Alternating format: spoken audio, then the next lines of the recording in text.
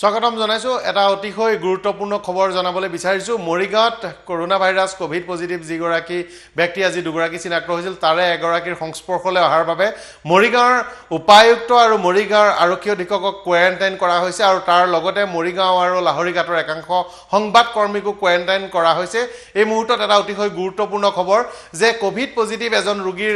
ব্যক্তিৰ সংস্পৰ্শলৈ আহিছিল মৰিগাঁৱৰ আৰক্ষী অধীক্ষক আহিছিল মৰিগাঁৱৰ উপায়ুক্ত আহিছিল আৰু তাৰ উপৰিও মৰিগাঁৱৰ পৰা যোৱা সাংবাদিকসকল মৰিগাঁও সদৰৰ সাংবাদিক আৰু লাহৰিঘাটৰ সাংবাদিক একাংশ আছিল আৰু তেওঁলোকে এই ব্যক্তিজনক 31 তাৰিখে তেওঁলোকে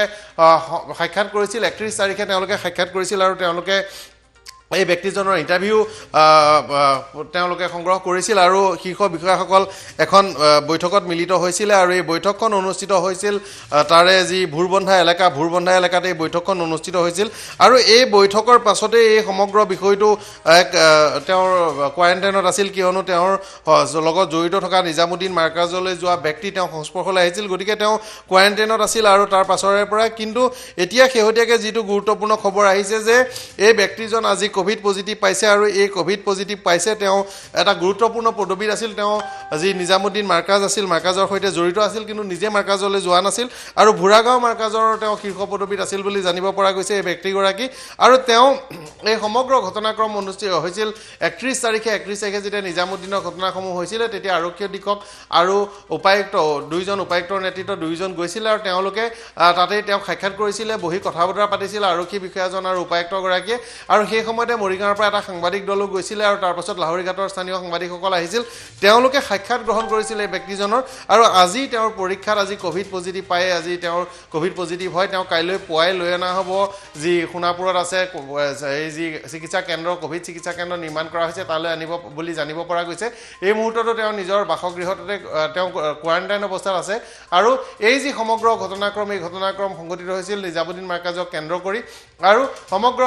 ঘটনা আজি পোহৰলৈ অহাৰ লগে লগে মৰিগাঁৱৰ আৰক্ষী অধীক্ষক উপায়ুক্ত দুয়োগৰাকীকে এই মুহূৰ্তত কোৱাৰেণ্টাইন কৰাৰ নিৰ্দেশ দিয়া হৈছে আৰু যিসকল সাংবাদিকে তেওঁৰ সাক্ষাৎ গ্ৰহণ কৰিছিল তেওঁলোককো কোৱাৰেণ্টাইন কৰাৰ নিৰ্দেশ দিয়া হৈছে বহুকেইজন সাংবাদিক মৰিগাঁও জিলা সদৰৰ সাংবাদিকো আছে আৰু লাহৰিঘাটৰ সাংবাদিকো আছে আৰু তেওঁলোককো কোৱাৰেণ্টাইন কৰাৰ নিৰ্দেশ দিয়া হৈছে তেওঁলোকে এতিয়া কোৱাৰেণ্টাইন অৱস্থাত নিজৰ ঘৰত থাকিব লাগিব আৰু এই বিষয়টোলৈ এতিয়া মৰিগাঁৱত চাঞ্চল্যৰ সৃষ্টি হৈছে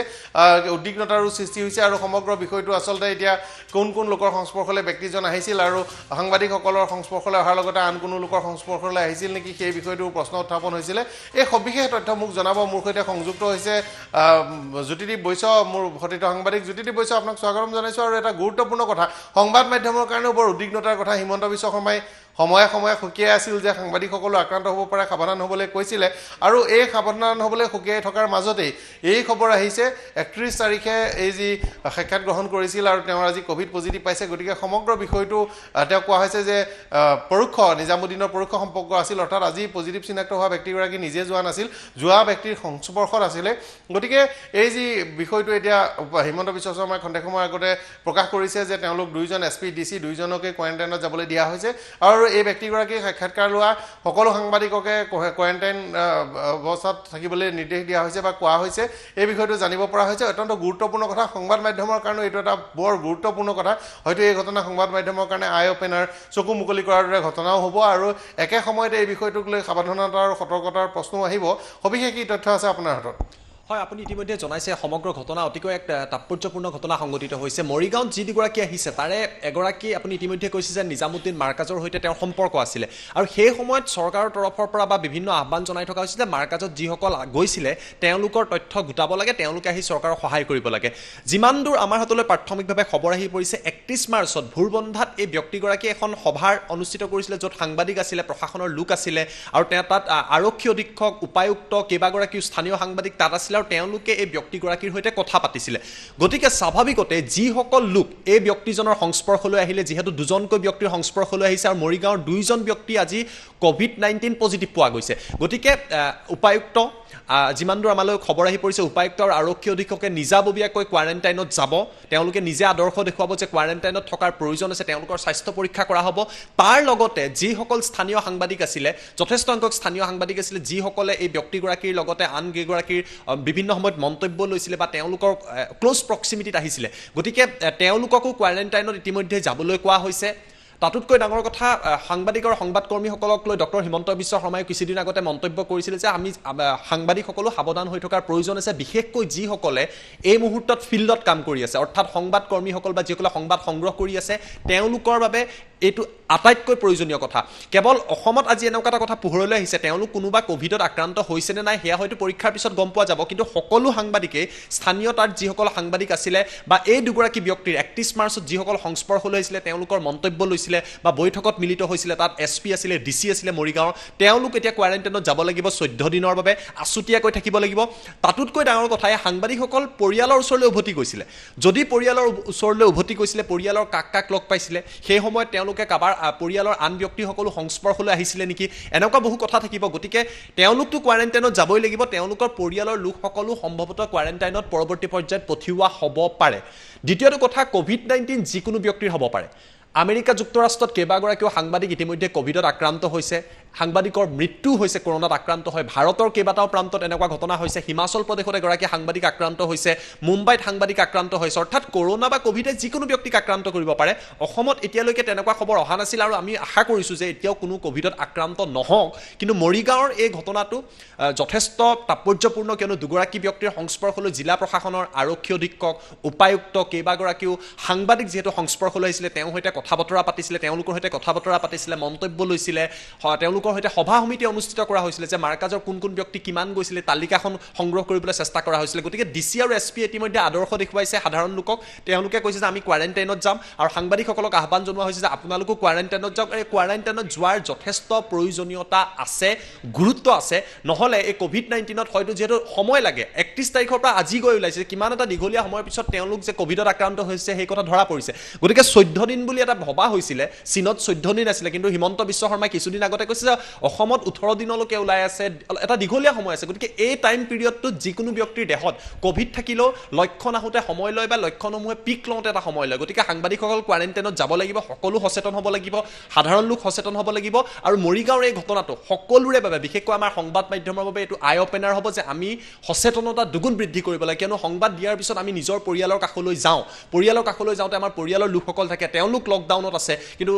যিহেতু অত্যাৱশ্যকীয় সেৱাৰ লগত জড়িত সাংবাদিকসকলে সংবাদ সংগ্ৰহ কৰিবলৈ যাবলগীয়া হয়। কিন্তু পৰাগমণিদিত্য, মই এটা কথা ক'ম, কেৱল মৰিগাঁৱতে নহয়, সাংবাদিক কিন্তু GMC লৈ গৈছে, MMC লৈ গৈছে, সোণাপুৰলৈ গৈছে, কোৱাৰেণ্টাইন চেণ্টাৰলৈ গৈছে, য'ত ক'ভিডৰ ৰোগীসকল আছে তালৈ গৈ আছে।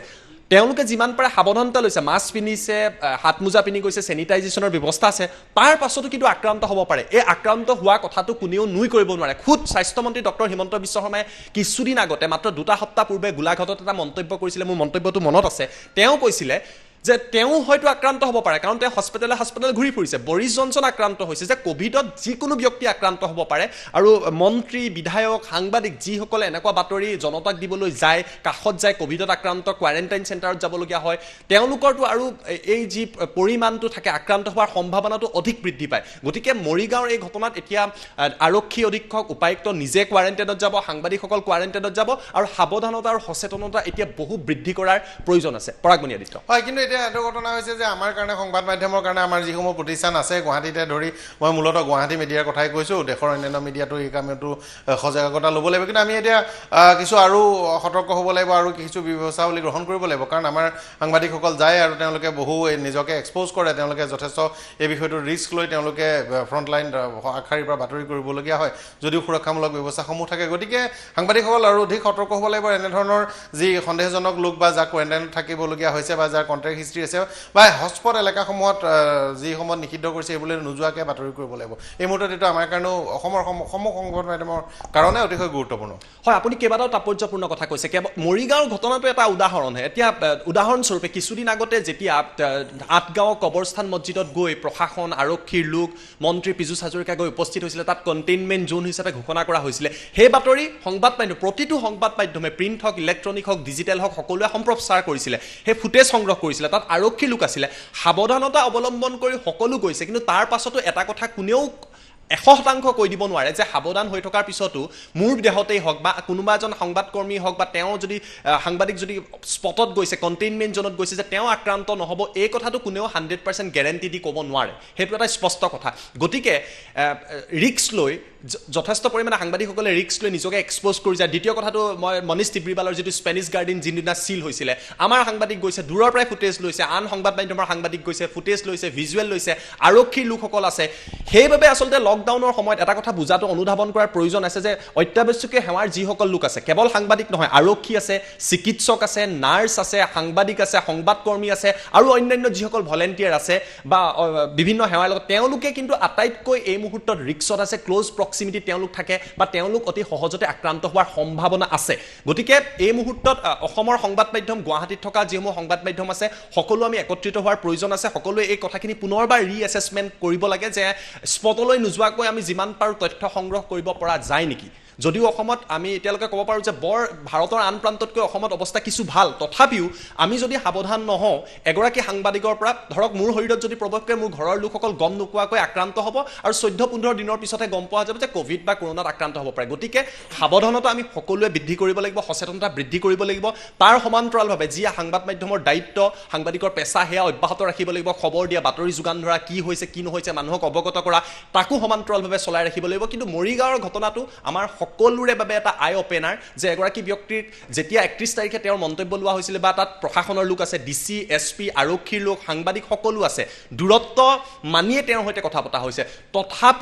তথাপিও এই মুহূৰ্তত ডিচিএছপিয়ে নিদৰ্শন দেখুৱাইছে খবৰ যিহেতু আহিছে কোভিডত আক্ৰান্ত 14 দিন তেওঁলোক কোৱাৰেণ্টাইনত থাকিব সাংবাদিকসকলকো আহ্বান জনোৱা হৈছে আৰু আমাৰ গুৱাহাটীতো যিসমূহ হটস্পট আছে বা যেতিয়া বাতৰি সংগ্ৰহ কৰিবলৈ যায় বা অসমৰ বিভিন্ন প্ৰান্তত আমাৰ সাংবাদিক আৰু সংবাদকৰ্মীসকল গৈ আছে তেওঁলোকো সাৱধান হোৱাৰ প্ৰয়োজন আছে চেনিটাইজেশ্যনৰ ব্যৱস্থা কৰাৰ পিছতো ক'ৰবাত নহয় ক'ৰবাত অত্যাৱশ্যকীয় সেৱাৰ লগত জড়িত সকলো কিন্তু যথেষ্ট পৰিমাণৰ ৰিক্সত থাকে আৰু কিয়নো এই সমগ্ৰ প্ৰক্ৰিয়াটোত এক্সপ'জাৰত অহা হয় পৰাগমণি আদিত্য হয় ধন্যবাদ জ্যোতিদ্বীপ আপুনি বহুকেইটা গুৰুত্বপূৰ্ণ বিষয় উত্থাপন কৰিলে আৰু এই ঘটনা মৰিগাঁৱৰ যি সাংবাদিকসকল এতিয়া উপায়ুক্ত আৰু যি আৰক্ষী অধীক্ষক দুয়োজন কোৱাৰেণ্টাইনত থাকিব লাগিব সাংবাদিকসকল কোৱাৰেণ্টাইনত থাকিব লাগিব আৰু এই বিষয়টো এটা কথা স্পষ্ট যে সংস্পৰ্শলৈ আহিলে বুলিয়ে তেওঁলোকৰ সংক্ৰমণ হ'ব তেনে কোনো কথা নাই তেনেধৰণৰ কোনো কথা নাই কিন্তু তেওঁলোক নহ'বও পাৰে আৰু নোহোৱাৰ সম্ভাৱনা আটাইতকৈ বেছি আৰু বিশ্বজুৰি যিটো দেখা গৈছে কণ্ট্ৰেক্ট হিষ্ট্ৰী সংস্পৰ্শলৈ অহা লোকৰ বেছিভাগ ক্ষেত্ৰতে দেখা গৈছে অসমত অন্ততঃ তেওঁলোকৰ সংক্ৰমণ হাৰ একেবাৰে নগণ্য কাৰণ কেইজনমানহে ইয়াত স্থানীয়ভাৱে বা তেনে সংক্ৰমণৰ ঘটনা সংঘটিত হৈছে কিন্তু বিষয়টো যিহেতু হ'বও পাৰে এই সমগ্ৰ বিষয়টো গতিকে তেওঁলোক কোৱাৰেণ্টাইনত থকা দৰকাৰ সকলো আৰু পৰীক্ষা নিৰীক্ষা ইত্যাদি কৰিব লাগিব যদি তেওঁলোকৰ কোনো অসুস্থতা বা লক্ষণ দেখা পায় আশা কৰিম সাংবাদিক বন্ধুসকল বিষয়াসকল যিসকল সংস্পৰ্শলৈ আহিছিল তেওঁলোক কোৱাৰেণ্টাইনত থাকিব আৰু তেওঁলোকে এই সমগ্ৰ বিষয়টোত আচলতে তেওঁলোকৰ কোনো ধৰণৰ সংক্ৰমণ নহ'ব আৰু 14 দিনৰ মূৰত তেওঁলোকে সম্পূৰ্ণ নিৰ্ভয়ে আশংকা নোহোৱাকৈ পুনৰ মুকলি মনেৰে সাংবাদিকতা কৰিব পাৰিব বা বিষয়াসকলে কাৰ্যনিৰ্বাহ কৰিব পাৰিব